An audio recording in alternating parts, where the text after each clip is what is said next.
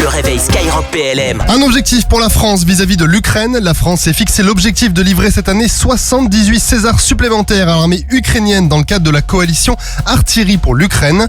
Une initiative qui vise à renforcer les capacités d'artillerie de l'Ukraine et à construire à terme sa future artillerie.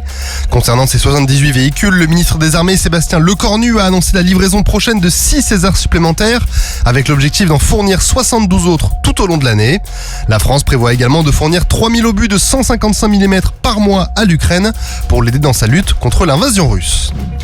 Les forces françaises au Sahel ont réalisé l'exercice APUS 3 qui cherchait à évaluer les capacités d'intervention, la réactivité, la mobilité et la souplesse d'emploi des forces françaises au Sahel.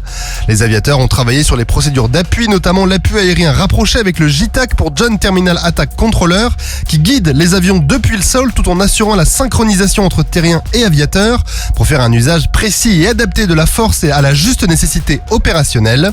Pour l'occasion, les forces françaises au Sahel ont déployé 2 Mirage 2000D de la base aérienne projetée de N'Djamena vers Abéché dans l'est du Tchad.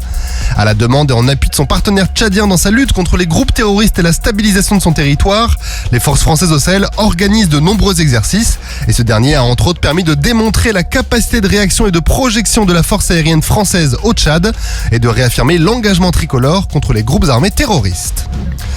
La frégate multimission Bretagne a entamé une mission Narval, qui sont des missions des unités de combat dans le Grand Nord pour renforcer la posture dissuasive de l'OTAN en Europe du Nord dans des conditions particulièrement difficiles.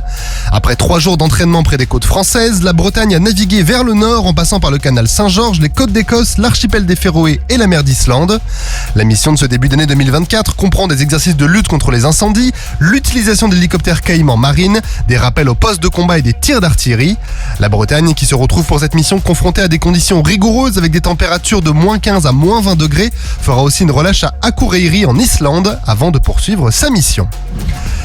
La gendarmerie nationale se mobilise contre le quishing. Le Bureau de la prévention et de la protection de l'unité nationale cyber a récemment lancé une campagne de prévention contre le quishing, une technique d'escroquerie pour récupérer des données ou voler une somme d'argent via des QR codes. Dans les faits, les escrocs placent de faux QR codes sur des autocollants en les superposant aux QR codes réels pour induire les utilisateurs en erreur, comme par exemple sur des bornes de recharge pour voitures électriques ou sur des faux flyers.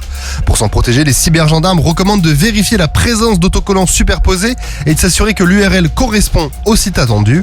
Actuellement, plus de 800 procédures pénales sont en cours sur cette méthode, la plupart liées à des escroqueries. Sur terre, sur mer, comme dans les airs. Skyrock PLM, en équipe avec Cuneo, la mutuelle des forces armées.